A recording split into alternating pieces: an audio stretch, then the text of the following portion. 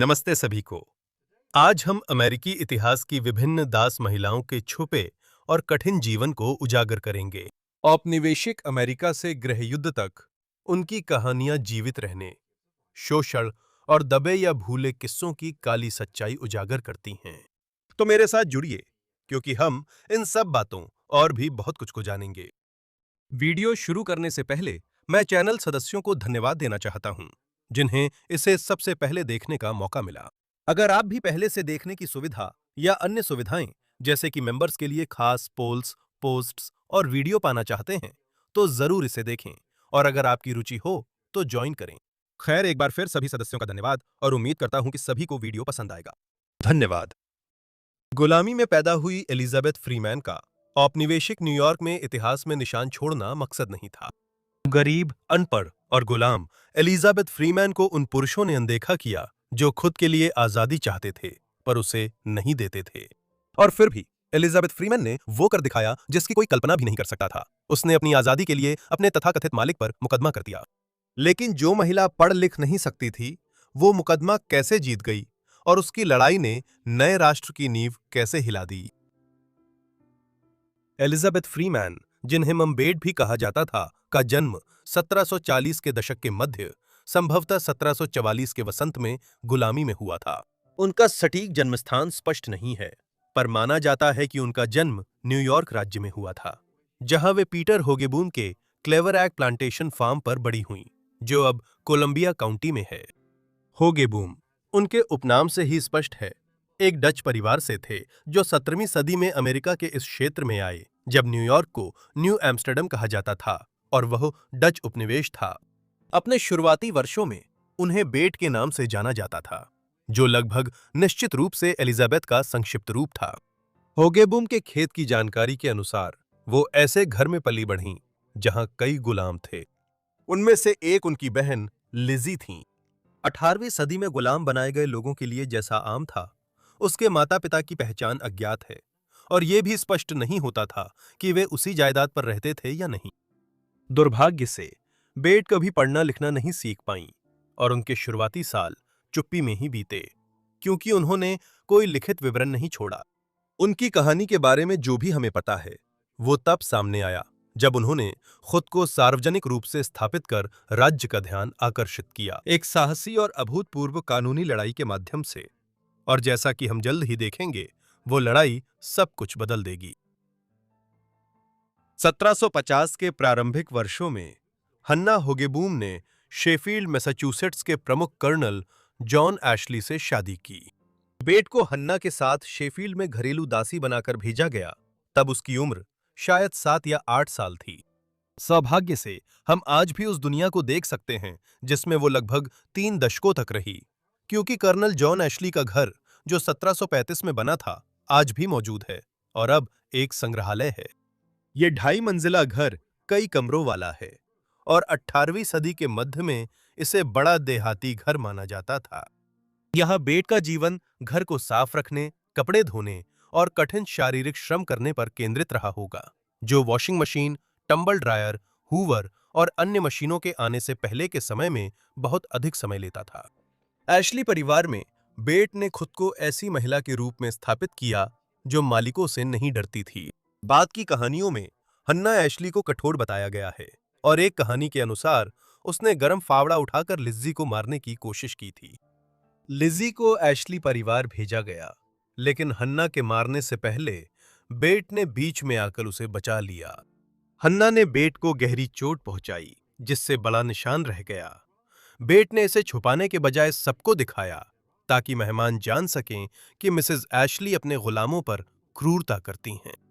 इन वर्षों के दौरान बेट मां भी बनी। उसके बच्चे के पिता की पहचान आज भी स्पष्ट नहीं है। परंपरा के अनुसार वे अमेरिकी स्वतंत्रता संग्राम में गए और लौटे नहीं। जहां पुरुष स्वतंत्रता के लिए लड़ रहे थे, वहीं बेट बंधन में रहकर ऐसे समाज में बच्चे पाल रही थी जिसने उसे बुनियादी आजादी भी नहीं दी। लेकिन शेफील्ड में ऐसे शब्द लिखे जा रहे थे जो जल्द ही उस विरोधाभास को नजरअंदाज करना मुश्किल कर देंगे। एलिजाबेथ ने एशली परिवार के घर रहकर उत्तरी अमेरिका में बड़े बदलाव देखे। यहां बड़ी होते हुए एलिजाबेथ ने 1754 से 1763 तक उत्तरी अमेरिका में फैले फ्रांसीसियों के साथ लंबे युद्ध की लगातार चर्चाएं सुनी होंगी। यह संघर्ष तब समाप्त हुआ जब ब्रिटिशों ने उस समय न्यू फ्रांस कहलाने वाले क्षेत्र पर कब्जा कर लिया, जिसे हम आज कनाडा के नाम से जानते हैं, जबकि मैसाचुसेट्स ब्रिटिश शासन के अधीन ही रहा। एलिजाबेथ ने यह भी सुना होगा कि जॉन एशले और उनके घर में इकट्ठा होने वाले मेहमान ब्रिटिश क्राउन द्वारा मैसाचुसेट्स और न्यू हैम्पशायर से लेकर जॉर्जिया तक फैली अन्य 12 कॉलोनियों पर लगाए जा रहे बढ़ते करों को लेकर अपनी बढ़ती नाराजगी जाहिर कर रहे थे। जनवरी 1773 में जब एलिजाबेथ शायद अपने 30वें वर्ष के करीब थी, उसने ये भी देखा होगा कि मैसाचुसेट्स के जमींदारों का एक बड़ा समूह शेफील्ड में एशले हाउस में इकट्ठा हुआ ताकि वे उस दस्तावेज का मसौदा तैयार कर सकें जिसे बाद में शेफील्ड डिक्लेरेशन के नाम से जाना गया। इसने कॉलोनियों में बढ़ती ब्रिटिश तानाशाही के खिलाफ विरोध दर्ज कराया और कहा, उद्धरण, मानव जाति प्रकृति की अवस्था में एक दूसरे के प्रति समान, स्वतंत्र और स्वतंत्र होती है और उन्हें अपने जीवन, स्वतंत्रता और संपत्ति का निर्बाध आनंद लेने का अधिकार है। 3 साल बाद थॉमस जेफरसन ने स्वतंत्रता की घोषणा में ये शब्द अपने ढंग से दोहराए। एक अहम विकास में लगता है कि युवा वकील थियोडोर सेजविक ने एशली हाउस बैठक में शेफील्ड घोषणा का बड़ा हिस्सा तैयार किया था। वे फिर से एलिजाबेथ की कहानी में जल्द दिखेंगे। अगर बेट ने जनवरी 1773 में एशली हाउस में बनी शेफील्ड घोषणा के बारे में सुना तो वो उसकी विडंबना नजरअंदाज नहीं कर सकती थीं। वे लोग जिन्होंने दावा किया कि सभी को स्वतंत्रता और प्राकृतिक अधिकार मिलना चाहिए, उन्हीं लोगों ने ये ऊंचे ऊंचे वाक्य लिखे, जबकि उसी छत के नीचे बेट को जंजीरों में रखा गया था। स्वतंत्रता की भाषा गूंज रही थी, लेकिन उसमें बेट नहीं थी। अभी नहीं। आने वाले वर्षों में वह जांचेगी कि इन शब्दों का कोई अर्थ है या नहीं। शेफील्ड घोषणा अमेरिकी क्रांतिकारी युद्ध की तैयारी में अहम घटना थी। बोस्टन टी पार्टी दिसंबर 1773 में मैसाचुसेट्स के दूसरी ओर हुई थी। इसके बाद राजनीतिक स्थिति और बिगड़ गई, जिससे 1775 की वसंत ऋतु में युद्ध छिड़ गया। दूसरे कॉन्टिनेंटल कांग्रेस ने जेफरसन की स्वतंत्रता की घोषणा 1776 की गर्मियों में फिलाडेल्फिया में जारी की थी। इसके बाद ब्रिटेन से कड़ा युद्ध हुआ, जिसे 1781 में जीतने के बाद 1783 में ब्रिटेन ने अमेरिका की स्वतंत्रता स्वीकार कर युद्ध समाप्त किया। एक नए संघीय राज्य के निर्माण के हिस्से के रूप में मैसाचुसेट्स ने 1780 में अपना खुद का राज्य संविधान तैयार किया। इसमें निम्नलिखित अंश शामिल था, जो शेफील्ड घोषणा और स्वतंत्रता की घोषणा दोनों की गूंज थी।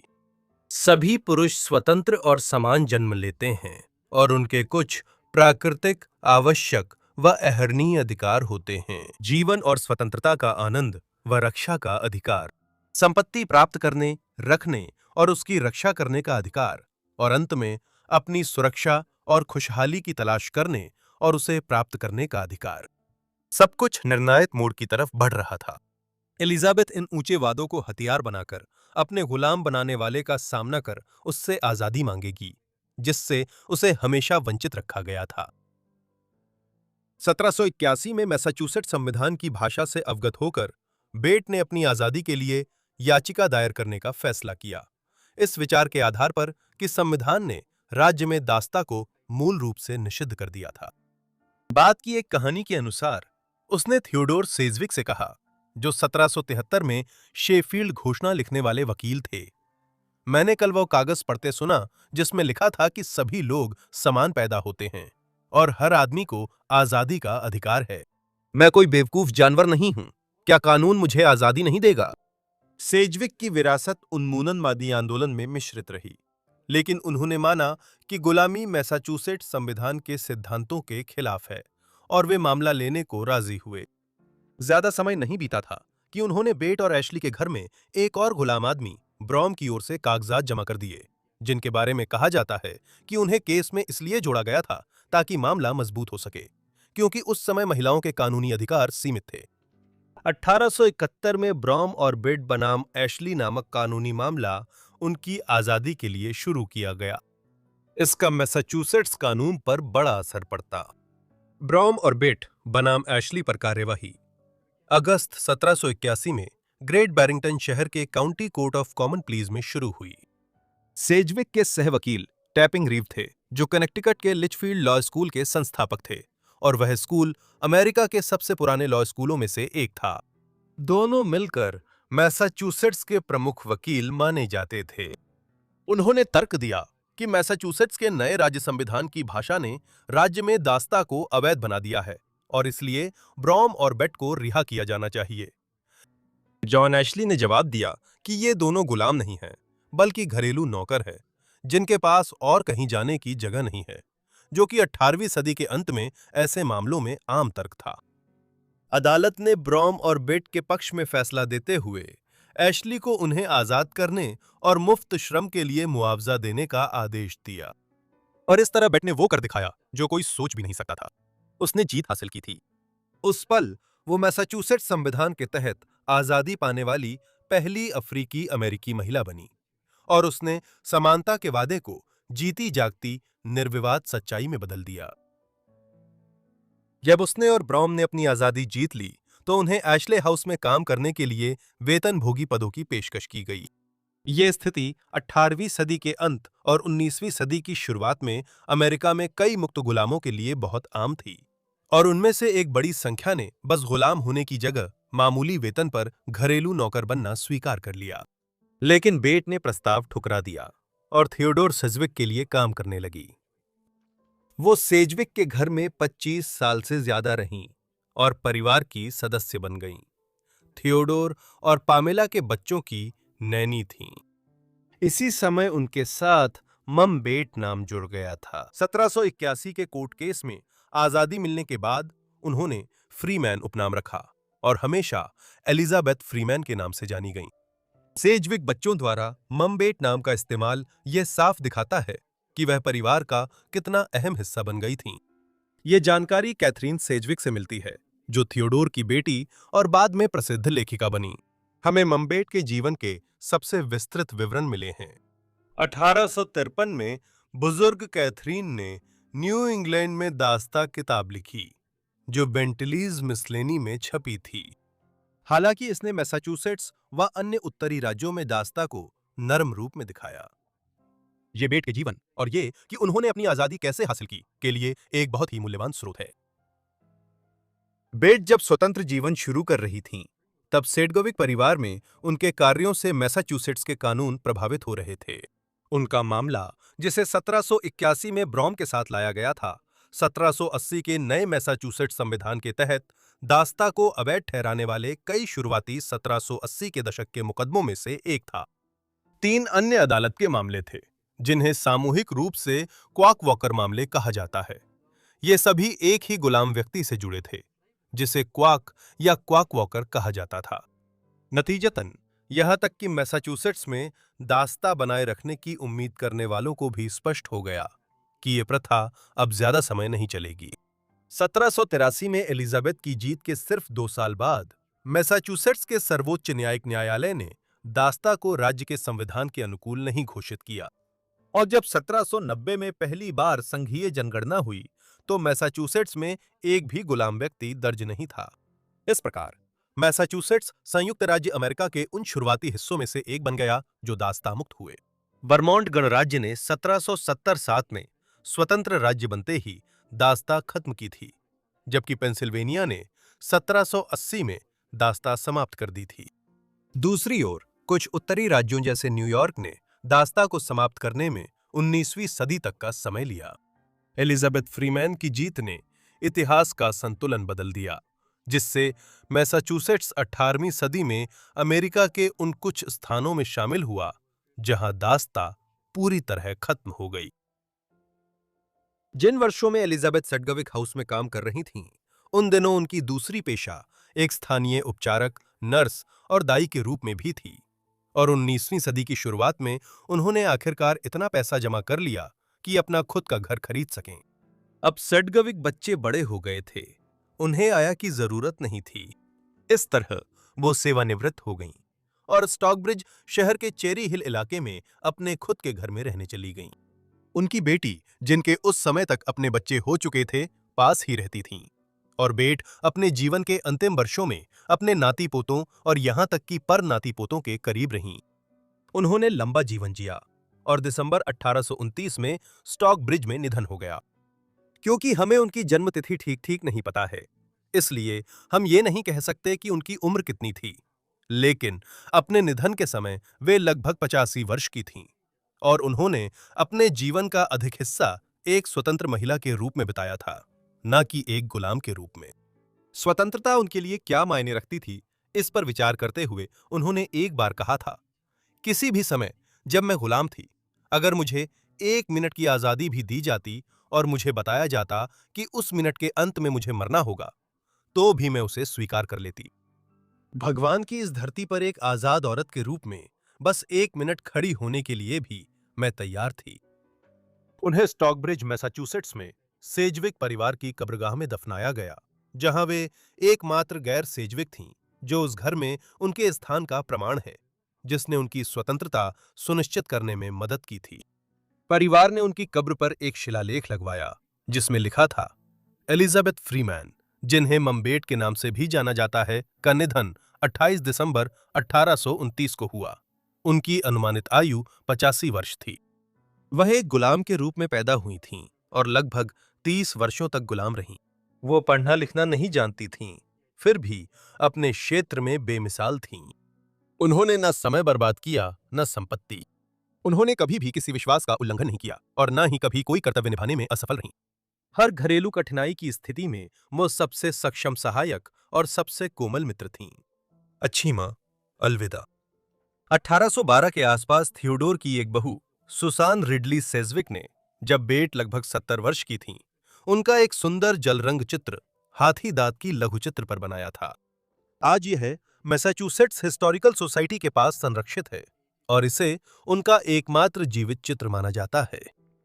उनकी मृत्यु के 200 साल बाद उनकी कहानी अमेरिका में दास प्रथा उन्मूलन के इतिहास का मुख्य हिस्सा बन गई, जो दिखाती है कि स्वतंत्रता साहसी लोगों द्वारा हासिल की गई थी, सिर्फ कानून में नहीं लिखी थी। अगस्त 2022 में शेफील्ड हिस्टोरिकल सोसाइटी ने स्वतंत्रता में उनके योगदान की याद में एक प्रतिमा का अनावरण किया।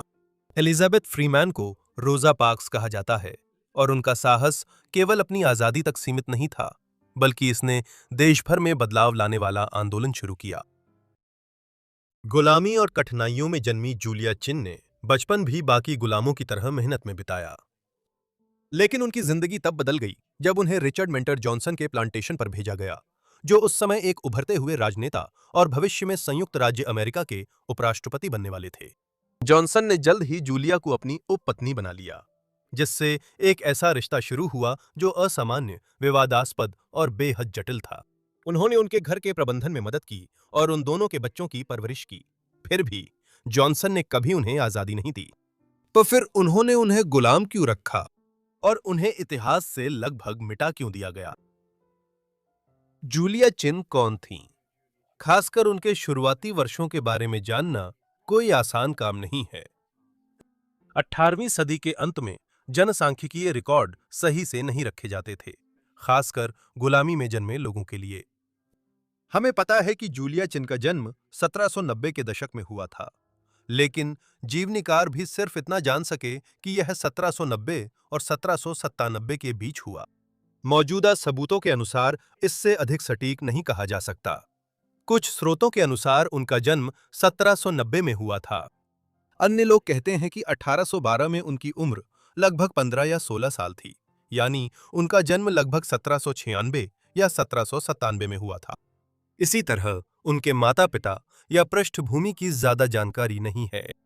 उनकी मां हेनरिएटा एक गुलाम महिला थीं। माना जाता है कि उनके पिता स्वतंत्र श्वेत व्यक्ति थे और उन्हें वही चिन उपनाम दिया गया था, क्योंकि कंटकी के इस हिस्से में चिन नाम का एक प्रमुख बसने वाला परिवार था। फिर भी यह पता लगाना आसान है कि जूलिया के मालिक कौन थे।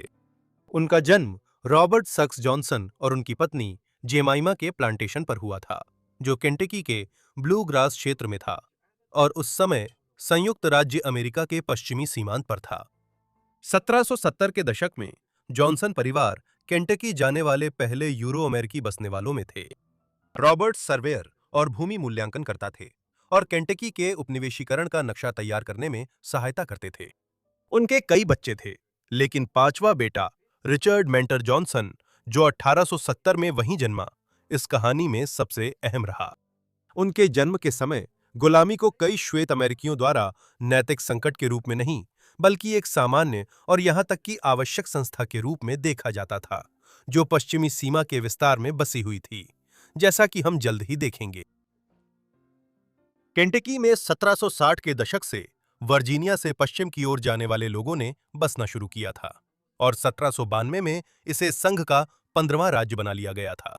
यह गुलामों का स्वामित्व पूरी तरह से कानूनी था और यह सवाल कि नए राज्यों में गुलामी की अनुमति दी जानी चाहिए या नहीं, अभी तक वह तीव्र राजनीतिक संघर्ष नहीं बना था, जो 1810 के दशक से शुरू होकर बन गया।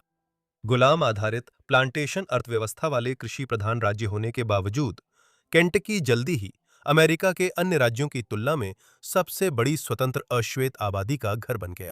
ऐसा इसलिए था क्योंकि वर्जीनिया जैसे स्थानों में अपनी आजादी प्राप्त कर चुके गुलाम अक्सर सबसे पहले पश्चिम की ओर जाकर अपना छोटा सा खेत हासिल करने या उस जगह से दूर रहने के लिए जाते थे जहां वे गुलाम थे।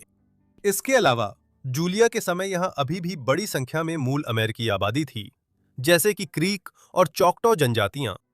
इससे एक ऐसा राज्य बना जहां श्वेत बसने वालों, अश्वेत लोगों और मूल निवासियों के बीच सामाजिक नियम अन्य राज्यों से अलग थे, और यही नस्लीय मिश्रण जूलिया के जीवन को आकार देगा। जूलिया का जन्म गुलाम महिला से हुआ था, लेकिन वह पूरी तरह पश्चिमी अफ्रीकी वंश की नहीं थीं। हालांकि उनकी जातीयता का पूरा विवरण विवाद का विषय है। अधिकांश अध्ययन निश्चित रूप से कहते हैं कि वह ऑक्टोरून थीं। ये शब्द आजकल उन लोगों के लिए इस्तेमाल होता है जिनकी 1/8 अफ्रीकी और बाकी यूरोपीय या श्वेत अमेरिकी वंशावली होती है। हालांकि संयुक्त राज्य अमेरिका के गृहयुद्ध से पहले के इतिहास में ऐसे कुछ ही मामले हुए हैं। ये बेहद दुर्लभ था। असल में जूलिया के साथ ऐसा नहीं था। जूलिया को उस समय के अन्य गुलामों की तुलना में हल्की त्वचा वाली कहा जाता था, लेकिन वह अधिकतम क्वाड्रून थीं, यानी उनमें कम से कम 1/4 अफ्रीकी वंश था। हम वास्तव में ये भी नहीं कह सकते कि जूलिया दिखने में कैसी थीं। जूलिया की मृत्यु से पहले कैमरे नहीं थे, इसलिए 19वीं सदी के उनके चित्र पूरी तरह सटीक नहीं हो सकती। भले ही जूलिया मुख्यतः यूरोपीय या श्वेत अमेरिकी वंश की थीं, फिर भी उनके साथ अन्य गुलाम बच्चों जैसा ही व्यवहार किया गया। उनकी मां हेनरिएटा को अपने और अपने बच्चों के लिए जो खाना दिया जाता था, वह उस कठिन मेहनत के लिए बहुत कम था जिसकी उनसे उम्मीद की जाती थी। वे गुलामों के बगीचे में फलियां, पत्ता, गोभी और आलू उगाकर किसी तरह जीते थे, लेकिन कई अन्य गुलामों की तरह हमेशा प्रोटीन की कमी और कुपोषण से पीड़ित रहते थे। जूलिया के शुरुआती साल कठिनाई और अभाव से भरे थे, लेकिन जैसे जैसे वह किशोरावस्था में पहुंची, उसकी जिंदगी ने ऐसा मोड़ लिया जिसने उसकी किस्मत को शक्तिशाली जॉनसन परिवार से इस तरह जोड़ दिया जैसा शायद ही किसी ने सोचा हो। जूलिया की जिंदगी किशोरावस्था में भी आसान नहीं हुई। इस समय जूलिया को उसकी मां और बहन से अलग कर दिया गया और उसे जॉनसन के छोटे बेटे रिचर्ड मेंटर के घर में रहने के लिए भेज दिया गया। जॉनसन करीब 30 साल के थे और पहले ही केंटकी की राजनीति में एक महत्वाकांक्षी उभरती हुई शख्सियत बन चुके थे। उन्होंने ब्लू स्प्रिंग फार्म नाम की एक बड़ी जायदाद पर अपना अलग घर बसाया था, जहां वे स्वतंत्र रूप से रहते थे। जॉनसन अविवाहित थे और वास्तव में वे पारंपरिक अर्थों में कभी शादी नहीं करेंगे। कहानियों के मुताबिक 16 साल की उम्र में उन्होंने एक युवती को प्रपोज किया था, लेकिन मां ने इस रिश्ते को सख्ती से नापसंद कर तोड़ने का दबाव डाला। कुछ कहानियां बताती हैं कि इस घटना का जॉनसन पर गहरा असर पड़ा और उन्होंने कसम खाई कि अब वे अपनी मां या किसी को अपनी निजी जिंदगी में दखल नहीं देने देंगे। कसम सच में खाई गई हो या नहीं, ये ब्लू स्प्रिंग फार्म में बनने वाली असामान्य घरेलू व्यवस्था को आकार देने वाली थी। जब जूलिया वहां भेजी गईं, तो वे जल्दी ही उनकी उपपत्नी बन गईं। यहां यह कहने में हिचकिचाहट होती है कि वे किसी रिश्ते में आए या ऐसा कुछ, क्योंकि शुरुआत में यह जूलिया के लिए सहमति से बना रिश्ता नहीं था। हालांकि समय के साथ उनके रिश्ते की प्रकृति और जटिल हो गई। साथ ही जब यह सब हुआ, उस समय जूलिया की सही उम्र स्पष्ट नहीं है। अगर उनका जन्म 1796 या 1797 के आसपास हुआ था, तो जब उन्हें रिचर्ड के साथ रहने के लिए भेजा गया, तब उनकी उम्र केवल 14 साल के आसपास थी। अगर उनका जन्म कई साल पहले लगभग 1790 में हुआ था, तो वो पहले ही अपनी 20 की उम्र में प्रवेश कर चुकी थीं। जो बात और अधिक स्पष्ट रूप से ज्ञात है, वो ये है कि उन्होंने 1812 में इमोजन नाम की एक बेटी को जन्म दिया था। इसके तुरंत बाद दूसरी बेटी एडेलीन का जन्म हुआ। इसमें बहुत कम संदेह था कि रिचर्ड उन दोनों लड़कियों के पिता थे। अब तक रिचर्ड और जूलिया का रिश्ता जटिल हो गया था।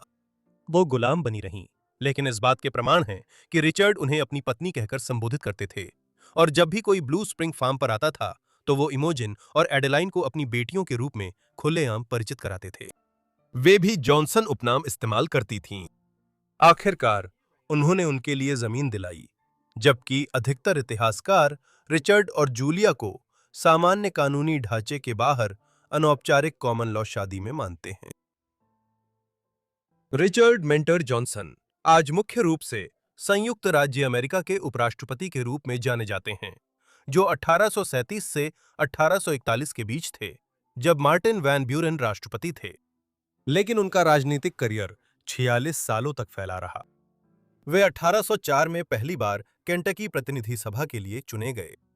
3 साल बाद वे वॉशिंगटन डीसी गए ताकि केंटकी का प्रतिनिधित्व कांग्रेस में फेडरल हाउस ऑफ रिप्रेजेंटेटिव्स के सदस्य के रूप में कर सकें। उन्होंने यह पद 1819 तक संभाला, जब वे केंटकी से अमेरिकी सेनेटर के रूप में चुनाव जीतने में सफल हुए। इसके बाद 1829 से 8 साल तक फिर से हाउस में रहे और फिर उनका उपराष्ट्रपति के रूप में कार्यकाल आया। जूलिया के जीवित रहते जॉनसन उपराष्ट्रपति नहीं बने, लेकिन उनकी राजनीतिक यात्रा ने जूलिया के जीवन की दिशा तय की। उन्होंने न तो किसी श्वेत महिला से शादी की, न ही 19वीं सदी के हिसाब से पारंपरिक परिवार बसाया, और साल के 6 महीने वॉशिंगटन डीसी में रहते थे। इसलिए जूलिया ने केंटकी की ब्लू स्प्रिंग फार्म लगभग अकेले संभाली। ये एक प्लांटेशन फार्म था जहां कई गुलाम रहते थे। जूलिया ने इसका प्रबंधन किया। वह उन ठेकेदारों से निपटती थीं जो उनकी उपज खरीदते थे, और वो घर और फार्म के लिए सामान भी खरीदती थीं। वो सामाजिक कार्यक्रमों का आयोजन संचालन करती थीं, खासकर जब रिचर्ड वॉशिंगटन से केंटकी लौटते और स्थानीय नेताओं व्यापारियों से मिलते थे। कहा जाता है कि जूलिया बेहतरीन पियानो बजाती थीं और आयोजनों का माहौल बेहतर बनाती थीं।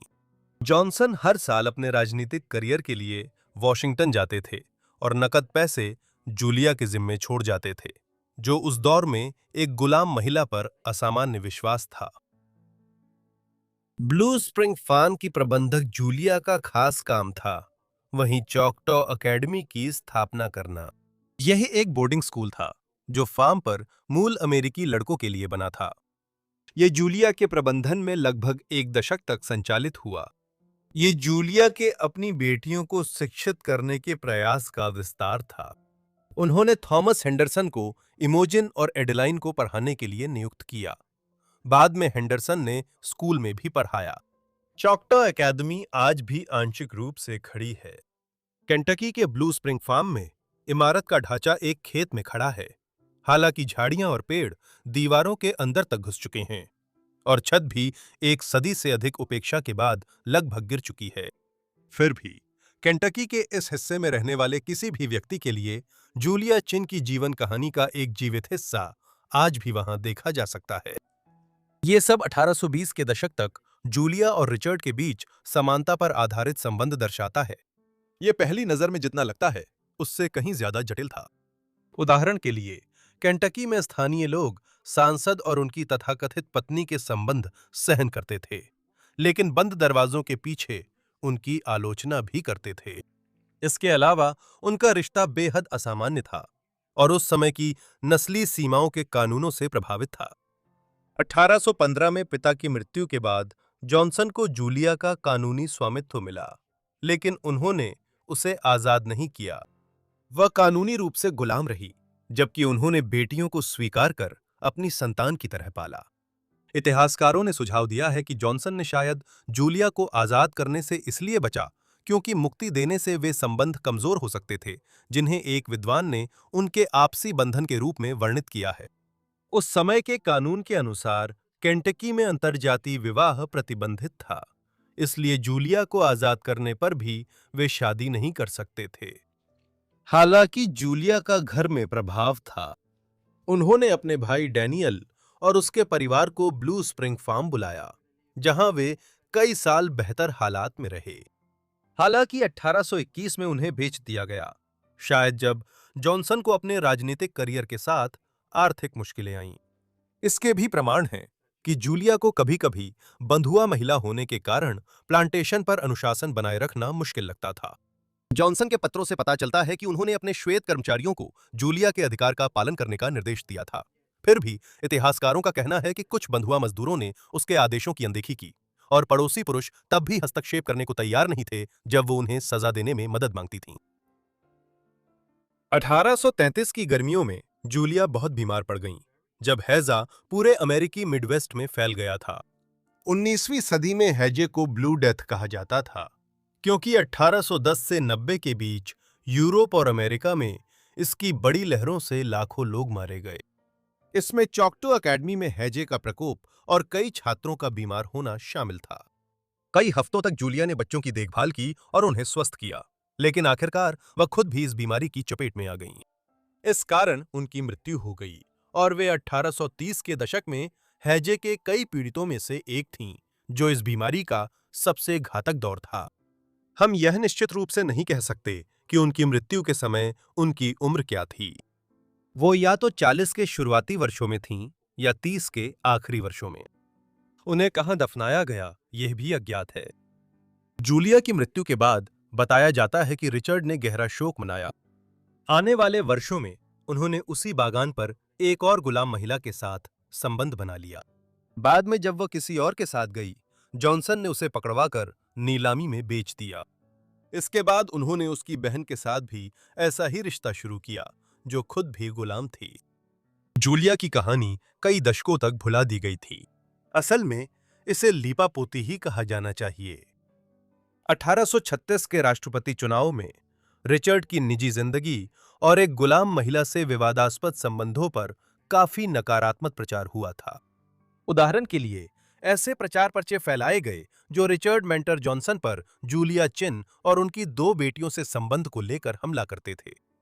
1836 की एक कार्टून में जॉनसन अपनी दोनों बेटियों के साथ दिखाए गए हैं, जिनमें से एक जूलिया चिन की तस्वीर पकड़े हैं। कलाकार ने जूलिया चिन और लड़कियों की त्वचा का रंग जानबूझकर गहरा किया ताकि नस्लीय कलंक बढ़े और उसका सार्वजनिक रूप से मजाक उड़ाया जा सके।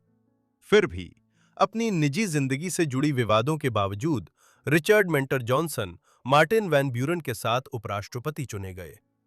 1850 में जॉनसन अभी भी राजनीति में सक्रिय थे, लेकिन तब तक उनकी शारीरिक और मानसिक सेहत पहले ही गिरावट पर थी। उनका निधन 19 नवंबर को 70 साल की उम्र में स्ट्रोक से हुआ। उन्हें फ्रैंकफर्ट में स्थित फ्रैंकफर्ट सेमेट्री में दफनाया गया। जूलिया की बेटियों को दहेज में जमीनें मिलीं और उन्होंने श्वेत पुरुषों से शादी की। फिर भी वसीयत से कुछ नहीं मिला। उनकी मृत्यु के बाद उनके दो भाई जो उस समय जीवित थे, जॉन और हेनरी जॉनसन, ऐसा लगता है कि उन्होंने रिचर्ड के कागजात और अन्य रिकॉर्ड नष्ट कर दिए। यह शायद दो कारण थे। पहला, वे रिचर्ड के विवादास्पद संबंध और जूलिया के साथ उनकी दो बेटियों की सारी यादें मिटाना चाहते थे। दूसरे, रिचर्ड की मृत्यु के समय वह बहुत अमीर नहीं थे, लेकिन इतनी संपत्ति छोड़ गए कि दोनों भाई उसे पाना चाहते थे, बजाय इसके कि वह इमोजेन को मिले, जो 1850 में जीवित थीं। उन्होंने एक जज ढूंढा जो उनकी मदद करने को तैयार था, ताकि रिचर्ड की मिश्रित नस्ल की बेटी को जमीन विरासत में न मिले।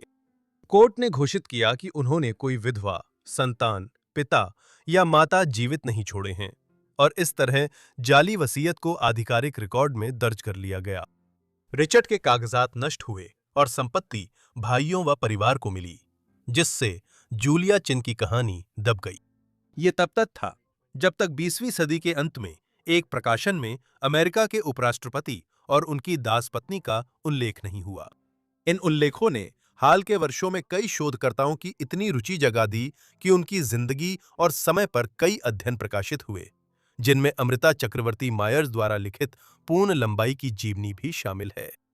इस प्रकार उपराष्ट्रपति की दास पत्नी जूलिया चिन की कहानी को गुमनामी से बाहर लाया गया है।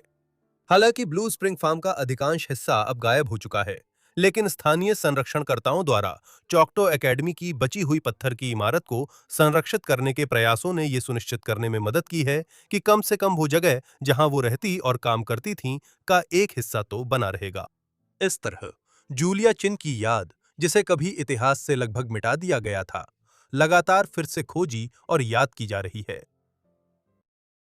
जॉयस हीथ एक गुलाम अफ्रीकी अमेरिकी महिला थीं, जो जाहिर तौर पर 161 साल की उम्र तक जीवित रहीं।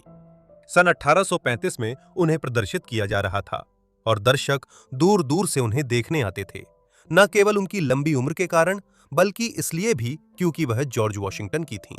वॉशिंगटन की बचपन की आया। छोटे जॉर्जी की कहानियों ने उनके दावों को मजबूत किया, लेकिन उनकी दयालुता और बातूनीपन के पीछे एक व्यक्ति था जो उनका शोषण करता रहा, यहां तक कि उनकी मृत्यु के बाद भी। हम उनकी कहानी जानेंगे। मेरे साथ आइए। 1835 की शरद और शुरुआती सर्दियों में जॉयस हीथ न्यू इंग्लैंड और न्यूयॉर्क में चर्चा में थीं। हीथ मैसाचुसेट्स, कनेक्टिकट व अन्य राज्यों की प्रदर्शनी का मुख्य आकर्षण थीं। इस प्रदर्शनी का संचालन फिनियस टेलर बार्नम नामक एक व्यक्ति कर रहे थे, जो उस समय अपनी 25-26 साल की उम्र में थे। तब दुनिया के लिए लगभग अनजान थे, लेकिन जल्द ही पीटी के नाम से प्रसिद्ध होने वाले थे। बार्नम, धरती के सबसे महान शोमैन। 1835 में बार्नम का शो उन थिएटरों और सर्कसों से काफी सामान्य था जिन्हें वे बाद में चलाएंगे। इस शुरुआती प्रयास में उनके पास दिखाने के लिए केवल एक ही बूढ़ी महिला थी, जिसका नाम जॉयस हीथ था। यह सुनने में शायद इतना दिलचस्प न लगे, लेकिन हीथ वाकई में बहुत बूढ़ी थीं। असल में हीथ इतनी बूढ़ी थीं कि उन्होंने दावा किया था कि वह जॉर्ज वॉशिंगटन की धाय मां थीं, जो अमेरिकी स्वतंत्रता संग्राम के महानायक और संयुक्त राज्य अमेरिका के पहले राष्ट्रपति थे। वे लोग जो पतझड़ और शुरुआती सर्दियों में न्यू इंग्लैंड में हीथ से मिले, कुछ हफ्ते पहले न्यूयॉर्क सिटी के निबल्स गार्डन में जिन्होंने उनका डेब्यू देखा, वे उनके छोटे जॉर्जी और एक सदी पहले वर्जीनिया में उसे पालने की कहानियों से मंत्रमुग्ध थे। अगर इसे संदर्भ में देखें तो जॉर्ज वॉशिंगटन का जन्म वर्जीनिया में 1732 की वसंत ऋतु में हुआ था। यह बार्नम द्वारा हीथ को प्रदर्शित करना शुरू करने से 103 साल पहले की बात है। चूंकि धात्री आमतौर पर 20 से 40 वर्ष की महिलाएं होती थीं, अगर बार्नम के दावों पर विश्वास किया जाए तो हीथ की उम्र कम से कम 120 साल से ज्यादा होनी चाहिए थी। फिर भी किसी भी कारण से बार्नम ने चीजों को और बढ़ा चढ़ाकर पेश किया और कहा कि हीथ का जन्म 1674 में हुआ था और वो 161 साल की थीं। ये एक अजीब सा बयान था, क्योंकि इससे वो वॉशिंगटन की वेट नर्स बनने के समय 50 के दशक के अंत में होती। संभवतः बार्नम ने सोचा कि इससे बड़ी भीड़ जुटेगी। किसी भी हाल में इसने निश्चित रूप से कई लोगों को उसकी बातों पर शक करने पर मजबूर कर दिया। हीथ जल्द ही एक सनसनी बन गया, जिसे दुनिया की सबसे चौंकाने वाली और दिलचस्प जिज्ञासा के रूप में पेश किया गया। एक व्यक्ति जो ऑगस्टीन वॉशिंगटन, जॉर्ज के पिता, के अधीन गुलाम था और जिसने 1730 के दशक से लेकर 1740 के दशक तक संस्थापक पिता की देखभाल की थी। कुछ समय तक बार्नम ने उसे दिखाकर अच्छा पैसा कमाया और मीडिया का ध्यान खींचा, लेकिन यह ज्यादा समय तक नहीं चला। 19 फरवरी 1836 को मीडिया में सनसनी बनने के कुछ ही महीनों बाद हीथ की न्यूयॉर्क सिटी में मृत्यु हो गई। हीथ की मृत्यु ने एक ऐसी घटना को जन्म दिया जिसने कुछ हद तक विरोधाभासी रूप से यह साबित कर दिया कि बार्नम उसके अतीत के बारे में झूठ बोल रहे थे, लेकिन साथ ही साथ इस घटना ने एक शोमैन के रूप में उनकी करियर को आगे बढ़ा दिया। बूढ़ी धाय की मृत्यु के बाद बार्नम ने तय किया कि वह पिछले साल में मिली उसकी प्रसिद्धि का फायदा उठाने की कोशिश करेंगे। इसके अनुसार उन्होंने डेविड एल रॉजर्स नामक एक डॉक्टर को उसकी लाश का पोस्टमार्टम करने के लिए नियुक्त किया, ताकि यह साबित किया जा सके कि वह सच में 100 साल से भी ज्यादा उम्र की थी। हालांकि रोजर्स ने बार्नम के अजीब दावों की पुष्टि नहीं की। इसके बजाय उन्होंने कहा कि वह एक महिला थीं जिनकी उम्र 70 के अंत या 80 की शुरुआत में थी और वह असामान्य शतायु नहीं थीं, जैसा कि बार्नम ने दावा किया था। हालांकि पोस्टमार्टम और इससे मिली सार्वजनिक ध्यान बार्नम को बर्बाद कर सकते थे, लेकिन वो ऐसे इंसान थे जो समझते थे कि बुरी पब्लिसिटी जैसी कोई चीज नहीं होती। उन्होंने पहले ही लगभग 1500 दर्शकों से आधा डॉलर, जो उस समय एक बड़ी रकम थी, वसूल कर 19 फरवरी 1836 को पोस्टमार्टम देखने के लिए सार्वजनिक रुचि जगा दी थी। यहां तक कि इसके बाद भी उन्होंने सार्वजनिक रुचि बनाए रखी और अजीबोगरीब कहानियां फैलाते रहे कि रॉजर्स ने वास्तव में पोस्टमार्टम किसी और व्यक्ति का किया था और हीथ जीवित और स्वस्थ थे और यूरोप में घूम रहे थे। सस्ते अखबार इससे कभी संतुष्ट नहीं हुए और जैसा आप देखेंगे, इससे बार्नम का करियर शुरू हुआ। लेकिन दुखद सच्चाई यह है कि जॉयस हीथ मर चुकी थीं। पोस्टमार्टम रिपोर्ट से पता चला कि उनका जन्म संभवतः 1750 के दशक में हुआ था, जब वॉशिंगटन युवा थे। तो अगर जॉयस हीथ वो नहीं थीं जो बार्नम ने कहा था, तो वो कौन थीं? सच ये है कि हम जॉयस हीथ के बारे में बहुत कम जानते हैं, लेकिन उसके जीवन के कुछ मुख्य विवरण जोड़ने के लिए पर्याप्त सबूत उपलब्ध हैं। लगता है उनका जन्म 1750 के दशक में हुआ था। उनका जन्म स्थान अज्ञात है, हालांकि हम लगभग निश्चित रूप से उस दावे को खारिज कर सकते हैं जो उस समय किया गया था कि वह पूर्वी अफ्रीका के तट से दूर मेडागास्कर द्वीप से आई थीं। इसके बजाय ऐसा लगता है कि वह दक्षिणी राज्यों में से किसी एक में एक गुलाम परिवार से आई थीं, जिसमें वर्जीनिया, कैरोलिना के राज्य या जॉर्जिया सबसे संभावित स्थान है। उनके जन्म के समय को देखते हुए माउंट वर्नोन के वॉशिंगटन एस्टेट से उनका कोई रिकॉर्ड नहीं है। उनकी पहली अहम जानकारियां तब सामने आईं जब वे केंटकी में वृद्धावस्था में गुलाम थीं। 1835 की शुरुआत में बार्नम को केंटकी के शोमैन R.W. लिंडसे से उनके बारे में जानकारी मिली। इसके बाद वह उनसे मिलने गए और उन्होंने एक बहुत ही बूढ़ी महिला को पाया जो पूरी तरह से अंधी थीं, जिनके घने सफेद बाल थे, शरीर छोटा था, नाखून पंजों जैसे थे और चेहरा बूढ़ा और झुर्रियों से भरा हुआ था। लेकिन सबसे अजीब बात यह थी कि हीथ, जो लगभग निश्चित रूप से गंभीर मानसिक क्षीणता और याददाश्त की कमी से जूझ रही थीं, बहुत बातूनी थीं और अपने मेहमानों का मनोरंजन अपने प्यारे छोटे जॉर्जी की देखभाल की कहानियां सुनाकर करती थीं। जॉर्जी कौन था, यह अब भी विवादित है, पर बार्नम ने जल्द ही था को किराए पर लेने का इंतजाम किया। 1830 के दशक के मध्य तक उत्तर के स्वतंत्र राज्यों में गुलाम खरीदना गैर कानूनी था। उसने एक नकली बिक्री रसीद भी तैयार की जो कथित तौर पर 18वीं सदी की थी और जिसमें उसे वॉशिंगटन परिवार से जोड़ा गया था। इसके बाद बार्नम न्यूयॉर्क गया ताकि वह उसे, जिसे वह जॉर्ज वॉशिंगटन की धाय मां कहता था, प्रदर्शित कर सके।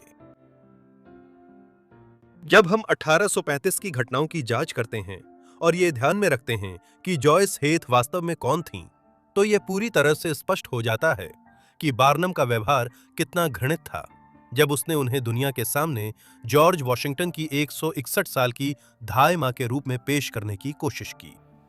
वो न केवल इस असहाय गुलाम बुजुर्ग महिला को पैसे कमाने के लिए एक आकर्षण के रूप में पेश कर रहा था, बल्कि उसने उसे अत्यधिक काम भी करवाया।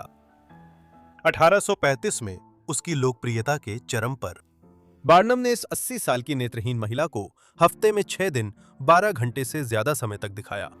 लोग उसके हाथ मिला सकते थे, उसकी नब्ज देख सकते थे और जब तक उचित हो उसे छू सकते थे, जैसे किसी जानवर के साथ व्यवहार किया जाता है। यह लगभग 7 या 8 महीने तक चलता रहा और उसने सारा मुनाफा अपनी जेब में डाल लिया, जो माना जाता है कि $1500 से भी ज्यादा था। उस समय यह एक बड़ी रकम थी जो आज के हिसाब से लगभग $50,000 के बराबर है।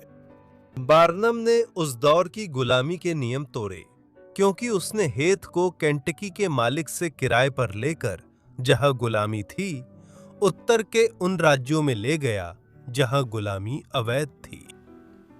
लेकिन व्यवहार में उसने उसे खरीद ही लिया था और वो एक गुलाम के साथ अवैध रूप से न्यूयॉर्क और न्यू इंग्लैंड में घूम रहा था। और भी दुर्व्यवहार की अफवाहें थीं। उदाहरण के लिए एक कहानी यह कहती है कि बार्नम ने हीथ को नशे में कर दिया और उसके बचे हुए दांत निकलवा दिए ताकि वह 161 साल की और अधिक असली दिख सके, चाहे 161 साल का व्यक्ति जैसा भी दिखता हो। ये स्पष्ट नहीं कि ये कहानी सच है या नहीं।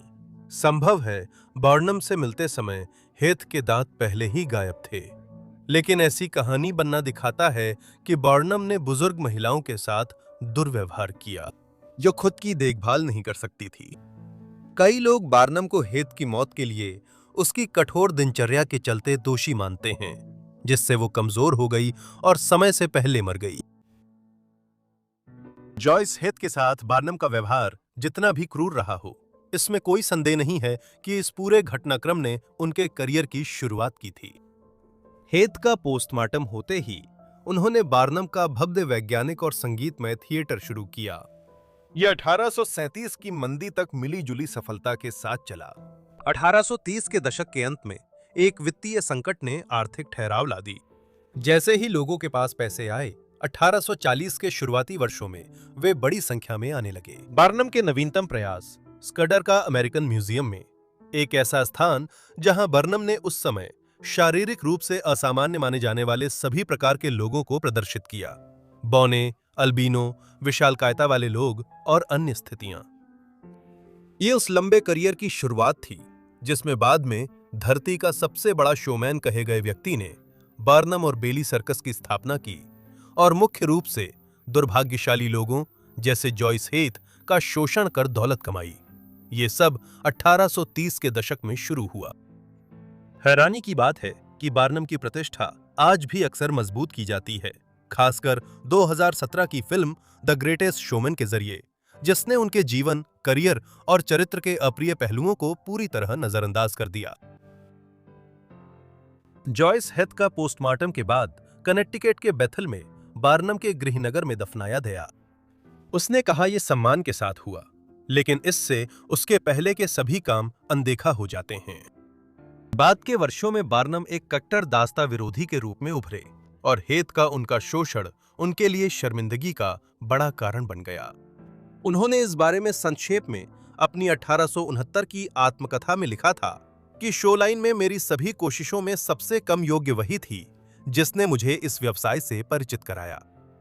वह आगे कहते हैं कि यह योजना मेरी बनाई हुई नहीं थी, पहले से ही जनता के सामने थी और इसके प्रमाण भी थे। इसके इतने प्रमाण थे कि जब मैंने इसे अपनाया तो मैं इसे असली मानता था। बार्नम इस दौरे को हेथ के साथ काफी कम करके बताते हैं और पोस्टमार्टम के विवरण में जाने से बचते हैं, बस इसे एक अंधेरा विषय बताते हैं जो रहस्य से घिरा हुआ है। हालांकि आज उसकी स्मृति को अब सिर्फ बार्नम के करियर बनाने के लिए इस्तेमाल की गई एक अजीब चीज के रूप में नहीं देखा जाता। विशेष रूप से हैरियट ए वॉशिंगटन की किताब मेडिकल अपार्थाइड में उनके शोध ने इस बात को उजागर किया कि 19वीं सदी के अमेरिका में अफ्रीकी अमेरिकियों पर चिकित्सा प्रयोग किस तरह एक आम बात बनी रही, जबकि गुलामी का दौर खत्म हो रहा था। और 19वीं सदी के अमेरिका के मनोरंजन उद्योग में नस्लीय संबंधों पर बेंजामिन रीस के काम ने इस बात को उजागर किया है कि हेथ किस तरह उस व्यक्ति का शिकार बनी जिसे अक्सर उस युग के सबसे महान शोमैन के रूप में मनाया जाता है। सभी को नमस्ते। आज हम बिड्डी मेसन के जीवन के बारे में जानेंगे, जो गुलामी में जन्मी अफ्रीकी अमेरिकी महिला थीं और बाद में कैलिफोर्निया की सबसे अमीर महिलाओं में शामिल हुईं। उनका अद्भुत जीवन 19वीं सदी में अमेरिका में गुलामी की समाप्ति और पश्चिमी विस्तार दोनों को समेटे हुए है। आइए मेरे साथ मिलकर उनकी कहानी को जानें। बिड्डी मेसन का जन्म 15 अगस्त 1800 को हैनकॉक काउंटी जॉर्जिया में माना जाता है। हालांकि इन विवरणों को लेकर पूरी तरह निश्चित नहीं है। उनका जन्म नाम ब्रिजेट था, पर युवावस्था में वो बिड्डी नाम से जानी जाने लगीं और जीवन भर यही नाम रहा। बिड्डी का जन्म गुलामी में हुआ था, क्योंकि उस समय अमेरिका के सुदूर दक्षिण में स्थित जॉर्जिया एक गुलाम रखने वाला राज्य था और करीब 50 साल तक यही स्थिति रही। और भी बुरा यह था कि युवावस्था में बिड्डी को माता पिता से अलग कर जॉर्जिया के प्लांटेशन मालिक रॉबर्ट स्मिथसन को बेच दिया गया। उसकी युवावस्था और शुरुआती वयस्क जीवन कठिनाई और गुलामी में बीते, लेकिन इसी दौरान उसने कई कौशल सीखे जो आगे उसकी समृद्धि का कारण बने। उदाहरण के लिए रॉबर्ट स्मिथसन के प्लांटेशन पर स्मिथसन ने उसे 1820 के दशक में उसके मूल मालिक से खरीदा था। उसने कृषि पशुपालन के बारे में बहुत सीखा। साथ ही वहां अन्य गुलामों ने उसे वह लोक चिकित्सा सिखाई जो अफ्रीका से अमेरिका आई थी और पीढ़ी दर पीढ़ी चली आ रही थी। इन वर्षों के दौरान उसने दाई के कौशल भी सीखे। 1836 में बिड्डी को या तो शादी के तोहफे के रूप में दिया गया या रॉबर्ट और रेबेका स्मिथ को बेच दिया गया, जो एक युवा दंपत्ति थे और मिसिसिपी राज्य के पश्चिमी हिस्से में एक प्लांटेशन रखते थे। वो अपने जीवन के अगले 10 साल वहीं बिताएगी। इसी दौरान उसके 3 बच्चे हुए और सभी बेटियां थीं। एलेन का जन्म 1838 में हुआ था और 1844 में, और हैरियट का जन्म 1847 में हुआ था। अनुमान है कि मालिक रॉबर्ट स्मिथ ने इन बच्चों को जन्म दिया, पर इसका कोई ठोस सबूत नहीं है। 1847 में कुछ मॉर्मन मिशनरी मिसिसिपी पहुंचे ताकि वहां के स्थानीय लोगों को यीशु मसीह की नई Church of Latter Day Saints में धर्मांतरित किया जा सके, जिसे अक्सर अनौपचारिक रूप से एलडीएस चर्च या मॉर्मन चर्च कहा जाता है। जोसेफ स्मिथ ने 1820 के दशक में पश्चिमी न्यूयॉर्क में इसकी स्थापना की। उन्होंने दावा किया था कि उन्हें एक के बाद एक कई दिव्य प्रकाशन हुए हैं और इसके बाद के वर्षों में यह चर्च काफी बढ़ गया। चर्च के बढ़ने पर लोग अमेरिकी सैयोन की खोज में पश्चिम की ओर अमेरिका की सीमा तक बढ़े। 1840 के दशक तक उनके ठिकाने इलिनॉय, ओहायो और मिसौरी के कुछ हिस्सों में थे, लेकिन इन क्षेत्रों में चर्च की बढ़ती ताकत ने विरोध भी पैदा कर दिया और 1844 में स्मिथ की इलिनॉय में दंगे में हत्या हुई थी। फिर भी उनके अनुयायी इस उद्देश्य के प्रति समर्पित रहे और आने वाले वर्षों में मॉर्मन समूह नए अनुयायियों की तलाश में दक्षिण और पश्चिम की ओर बढ़ते रहे। और ऐसे ही मॉर्मन अनुयायियों का एक समूह 1847 में मिसिसिपी में स्मिथ के बागान पर पहुंचा था। मॉर्मन मिशन के मिसिसिपी पहुंचने के तुरंत बाद रॉबर्ट स्मिथ ने एलडीएस चर्च अपना लिया और फिर यूटा जाने का फैसला किया, जहां चर्च के नेता नया सीमांत समुदाय बना रहे थे।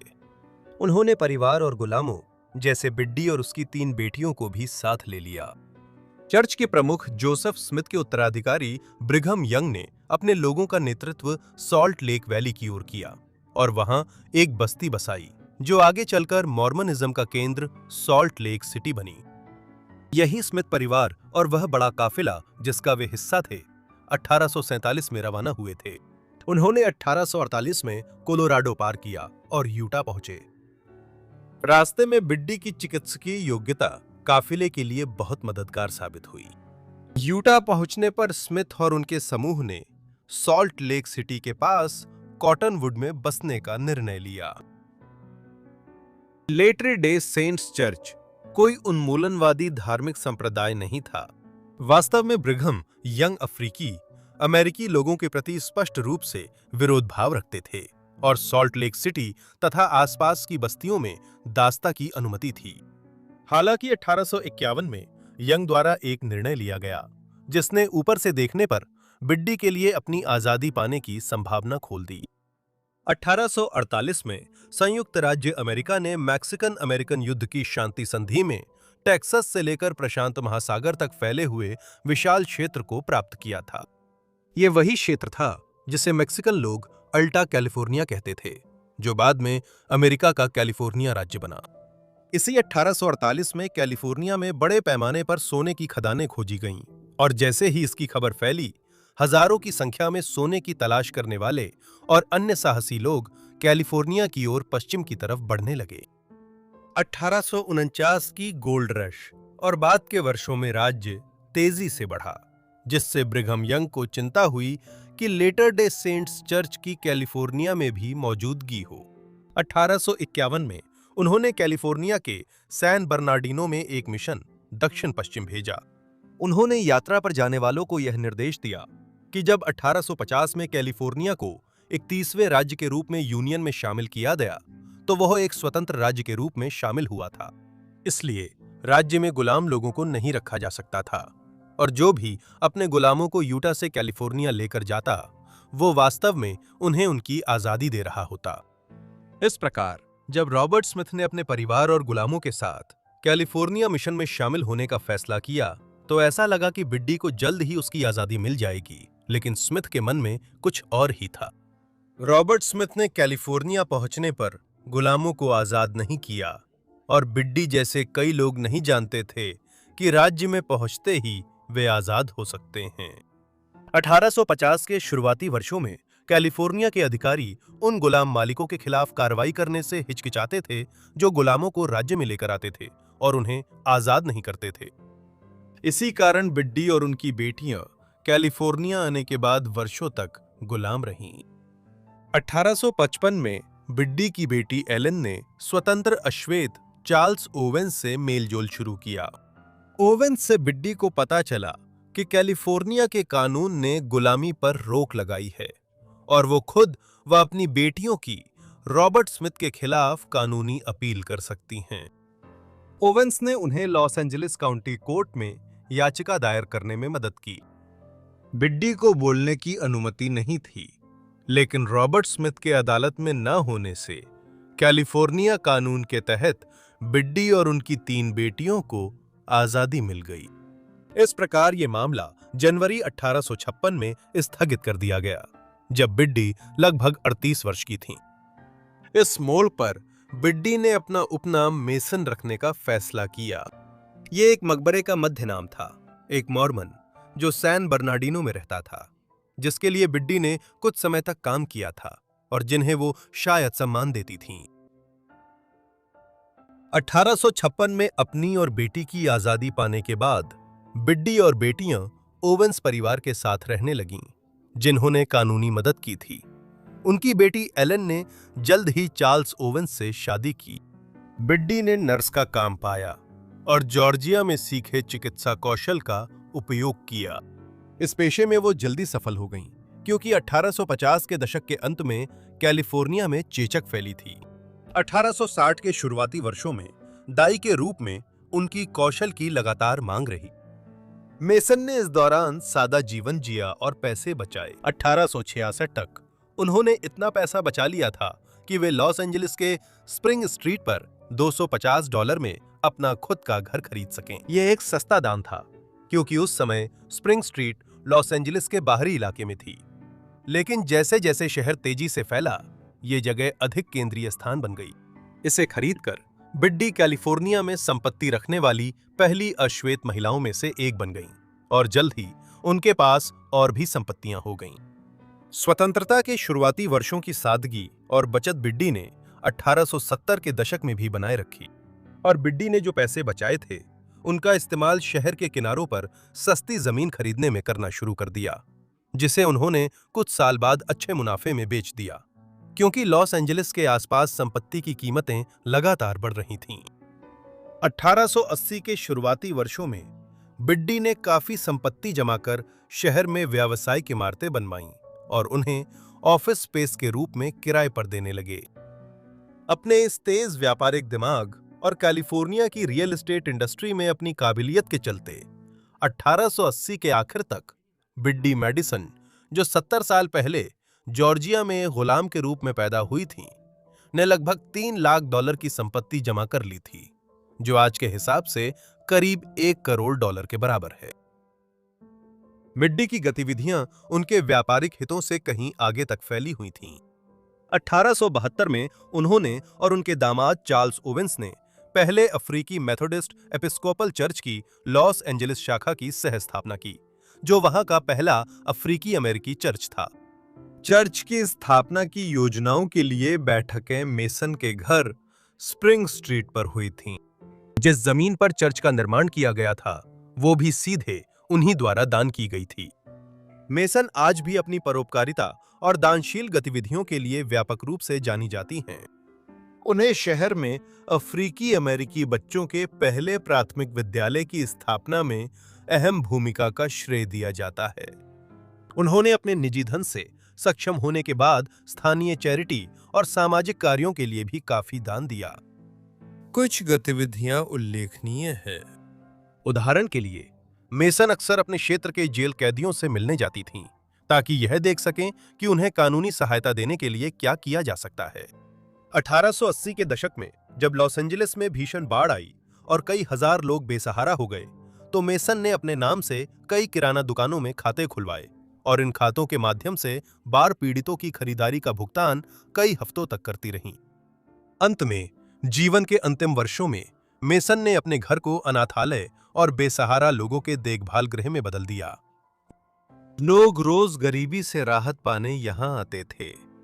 जब बिड्डी की तबीयत खराब होने से वो बाहर मिलने नहीं आ सकी, तो उनका पोता लोगों को घर के अंदर ले जाकर मिलवाता था। इन सब के चलते कोई हैरानी की बात नहीं कि लॉस एंजलिस की अफ्रीकी अमरीकी समुदाय में बिड्डी को ग्रैंडमा मेसन के नाम से जाना जाने लगा। मेसन का निधन 15 जनवरी 1891 को लॉस एंजलिस में 73 वर्ष की आयु में हुआ। हालांकि वह अपने समुदाय में अपनी परोपकारिता और धार्मिक गतिविधियों के लिए एक सम्मानित हस्ती बन चुकी थीं, फिर भी उन्हें शहर के बॉयल हाइट्स इलाके में स्थित एवरग्रीन कब्रिस्तान में एक बिना नाम की कब्र में दफनाया गया। लगभग 100 साल बाद ही उनके शुरुआती कैलिफोर्निया इतिहास में योगदान को पहचाना गया। 1988 में उनकी कब्र पर बड़ी समाधिशिला बना। एक साल बाद कैलिफोर्निया एफ्रो अमेरिकन म्यूजियम ने उनकी याद में प्रदर्शनी लगाई और 16 नवंबर 1989 को बिड्डी मेसन दिवस घोषित किया। आज लॉस एंजलिस में बिड्डी मेसन मेमोरियल पार्क उनके सम्मान में नामित है। इस प्रकार उनके समय के एक सदी बाद मेसन की अद्भुत कहानी को अधिक सार्वजनिक जागरूकता मिली। 1855 की शुरुआत में एक 7 साल की दिखने में गोरी लड़की की फोटो पूरे अमेरिका में सनसनी बन गई। मैरी मिल्ड्रेड विलियम्स को वर्जीनिया में हाल ही में गुलामी से आजादी मिली थी। इस तस्वीर के पीछे सेनेटर चार्ल्स समनर थे, जो देश में आक्रोश और उन्मूलनवादी आंदोलन बढ़ाना चाहते थे। लेकिन ये लड़की कौन थी और वो अमेरिकी दक्षिण में गुलाम कैसे बन गई? 1850 के दशक में सामनर द्वारा अमेरिका में वितरित फोटो में दिखी लड़की मैरी मिल्ड्रेड बॉट्स थी, जिसे बाद में मैरी मिल्ड्रेड विलियम्स के नाम से जाना गया। उसकी कहानी एक अनोखी कहानी है जो अमेरिकी गृह युद्ध के कगार पर नस्लीय संबंधों और दास्ता की राजनीति की अजीब प्रकृति को उजागर करती है। वो वर्जीनिया राज्य के विलियम काउंटी में वॉशिंगटन गांव के पास गुलामी में पैदा हुई थी। ठीक स्थिति साफ नहीं है, पर हमें पता है कि वह 1847 में जन्मी थी। मैरी के पिता के बारे में माना जाता था कि वे सेठ बॉट्स थे। वो एक गुलाम था जिसकी पारिवारिक पृष्ठभूमि जटिल थी। ये पूरी तरह से निश्चित नहीं है कि उनके अपने पिता कौन थे, लेकिन ऐसा लगता है कि वह बॉट्स परिवार के ही सदस्य थे, वही परिवार जिसने उन्हें गुलाम बनाया था। बॉट्स परिवार के कई सदस्य 19वीं सदी की वर्जीनिया में प्रमुख राजनेता थे। उदाहरण के लिए जॉन बॉट्स 1846 से 1850 के बीच अमेरिकी प्रतिनिधि सभा के सदस्य थे।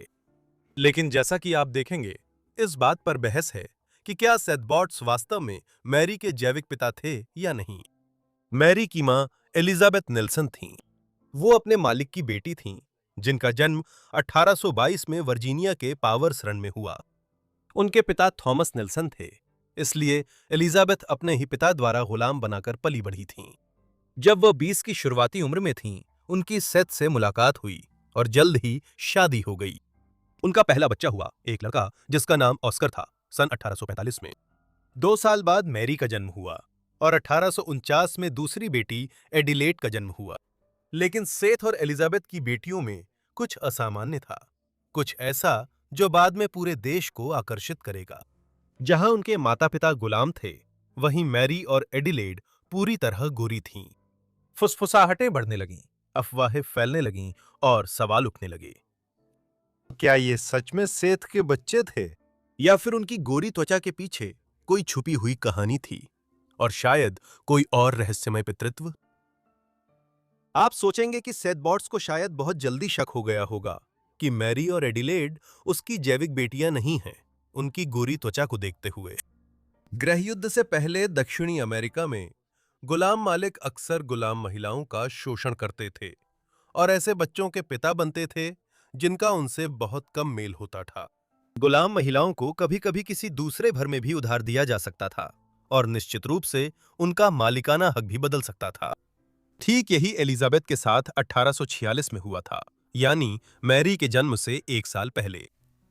एलिजाबेथ के पिता थॉमस नेल्सन का निधन 1845 के अंत में हो गया था और वो अपनी मां और बहनों के साथ अपने पिता के साले जेसी वीडन की मिल्कियत में चली गईं। 1846 की शुरुआत से ही उन्होंने दिवंगत ससुराल के गुलामों पर कब्जा करना शुरू किया। इसी बीच मैरी और एडिलेड पैदा हुईं। उनकी त्वचा इतनी गोरी थी कि उन्हें आसानी से गोरी माना जा सकता था। समय और उनके रूप को देखते हुए कई लोगों ने मान लिया कि वीडन उनके पिता थे, लेकिन सच्चाई इससे भी ज्यादा जटिल थी। सेथ बॉट्स शायद सच में इस बात को लेकर उलझन में थे कि वे मैरी और एडिलेड के पिता हैं या नहीं, और ये समझना भी आसान है। एलिजाबेथ के नेल्सन फार्म छोड़ने के बाद भी वे कभी-कभी मिलते रहे और ये मुलाकातें मैरी व एडिलेड के गर्भधारण के समय हो सकती थीं। गुलामी की रक्त संबंधी जटिलताओं में ऐसी अनिश्चितताएं असामान्य नहीं थीं। इसके अलावा मैरी की मां एलिजाबेथ नेल्सन भी बहुत गोरी थीं। उस समय की नस्लीय श्रेणियों में उन्हें शायद क्वाड्रून या ऑक्टोरून कहा जाता, जो उस दौर की छद्म वैज्ञानिक नस्लीय गणना में इस्तेमाल होने वाले शब्द थे। किसी को 1/4 या 8वां अश्वेत और बाकी श्वेत के रूप में लेबल करना। उनके पिता थॉमस नेल्सन श्वेत थे, मां मिश्रित नस्ल की थीं। और पीछे जाएं तो एलिजाबेथ की वंशावली में श्वेत उपनिवेशी वंश का महत्वपूर्ण हिस्सा था, जो 19वीं सदी के समाज की नजरों में उनकी अफ्रीकी विरासत से अधिक माना जाता था। इसके अलावा सेथ बॉट्स भी मिश्रित नस्ल के गुलाम थे, जो एक स्वतंत्र श्वेत व्यक्ति के नाजायज बेटे थे। उनकी अपनी जटिल वंशावली को देखते हुए यह समझना आसान हो जाता है कि मैरी और एडिलेड लगभग पूरी तरह श्वेत क्यों दिखती थीं, और सेथ को यह क्यों निश्चित नहीं था कि वो उनके जैविक पिता हैं या नहीं। अमेरिकी दक्षिण में गुलामी और नस्ली पहचान कितनी परेशान करने वाली और उलझी हुई हो सकती थी, इसका यही उदाहरण है। ये पीढ़ियों तक बिना रोक-टोक के शोषण और गुलाम बनाने वालों तथा गुलामों के बीच गहराई से जमी हुई शक्ति असंतुलन का परिणाम था। अगर अमेरिका में उनके जन्म के वक्त माहौल नस्लीय और राजनीतिक रूप से इतना तनावपूर्ण न होता, तो मैरी मिल्ड्रेड बॉट्स कभी भी सार्वजनिक ध्यान में नहीं आती। 1619 तक उन क्षेत्रों में गुलामी प्रचलित थी, जो बाद में संयुक्त राज्य अमेरिका बने।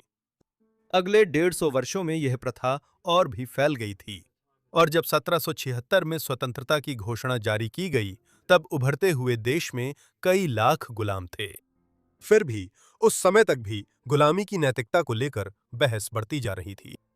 न्यू इंग्लैंड के कुछ राज्यों ने 1780 के दशक में ही गुलामी पर रोक लगानी शुरू कर दी थी।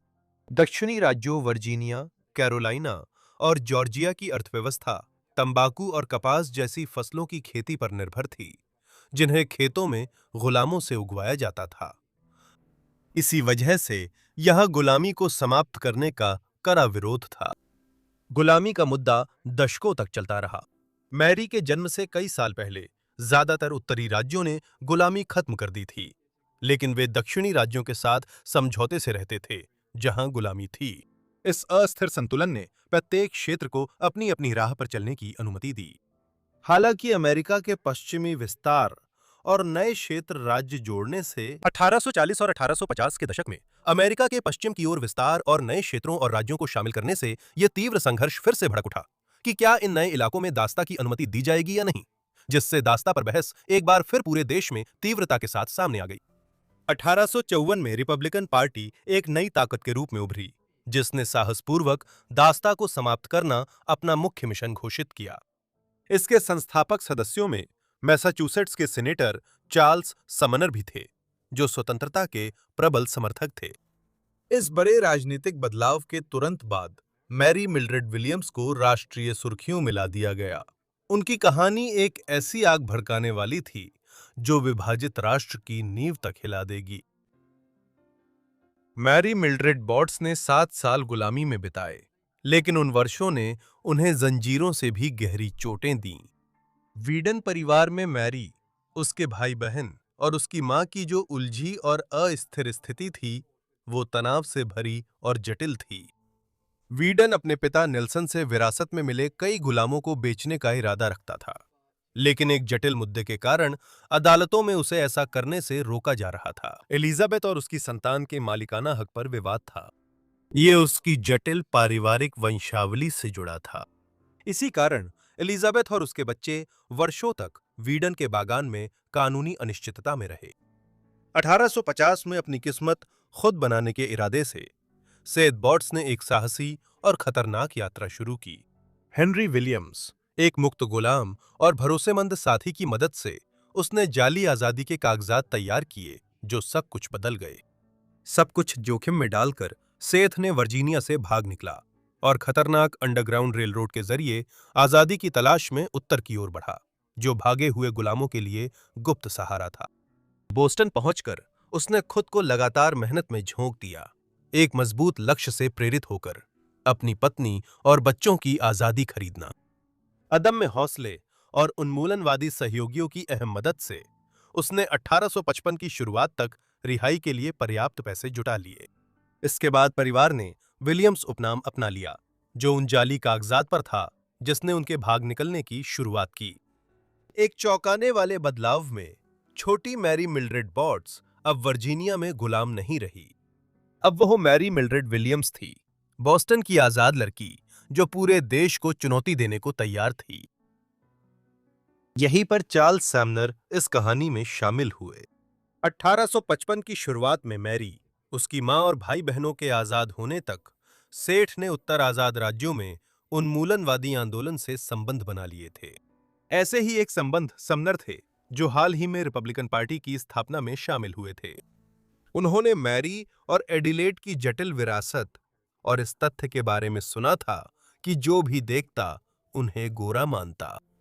दिल और दिमाग की लड़ाई में छवि की ताकत को समझते हुए सीनेटर चार्ल्स समनर ने अब मैरी की एक डेगोरियोटाइप फोटो खिंचवाने की व्यवस्था की, संभवतः इसलिए क्योंकि वो दोनों बहनों में बड़ी थीं।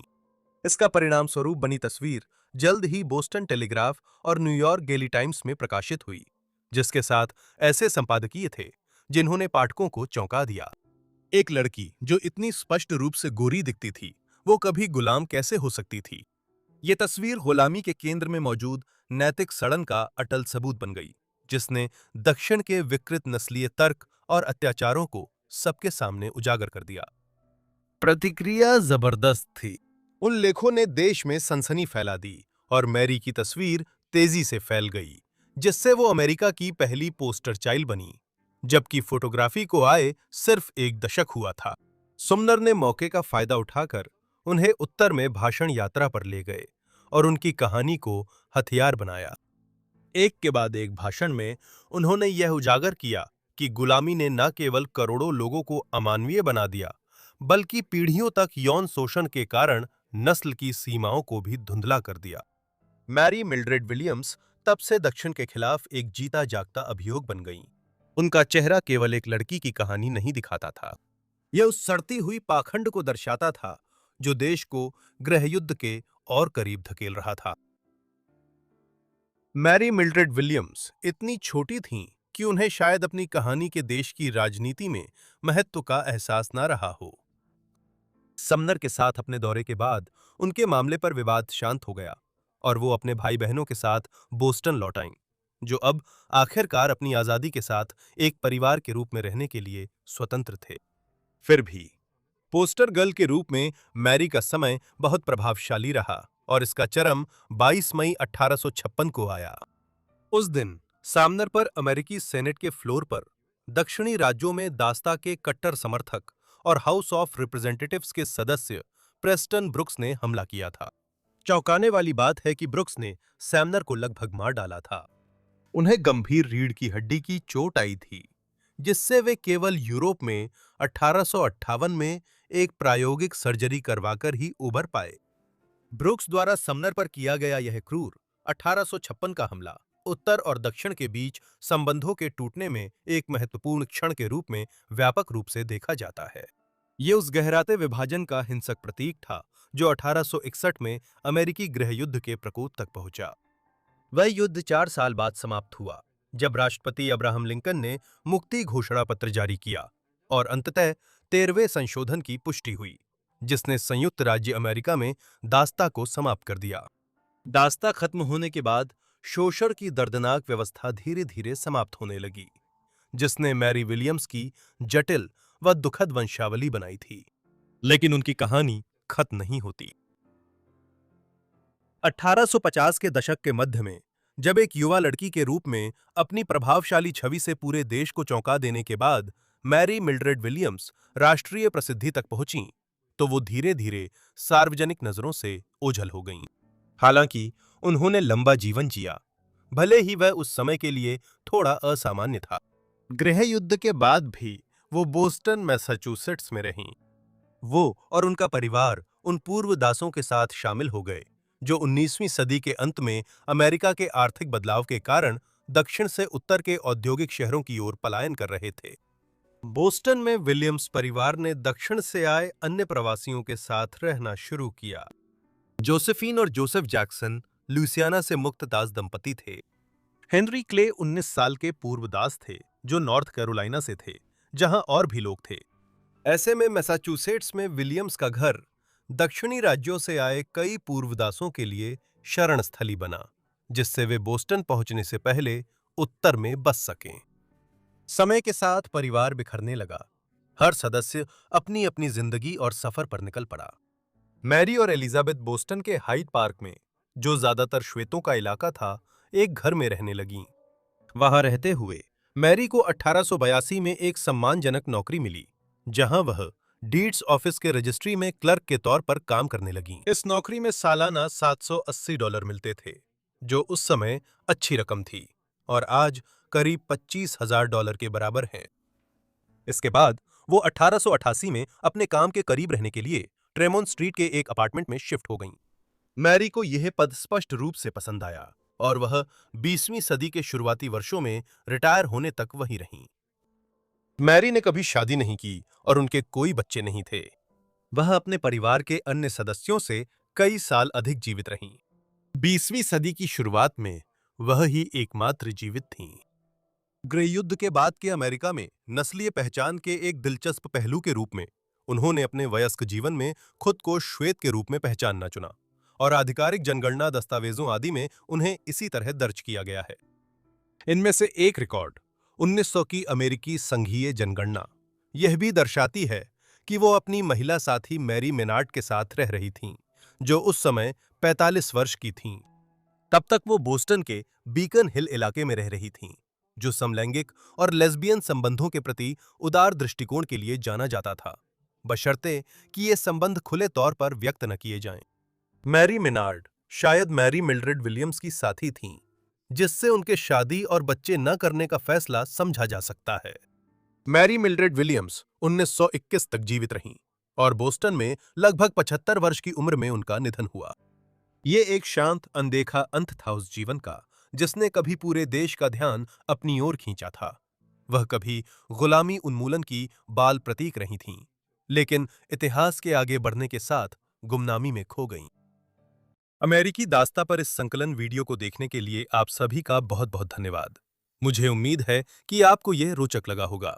नीचे कमेंट्स में मुझे बताएं कि आपको यह वीडियो कैसा लगा, और अगर आपके पास कोई सुझाव हैं तो वो भी नीचे कमेंट्स में जरूर बताएं।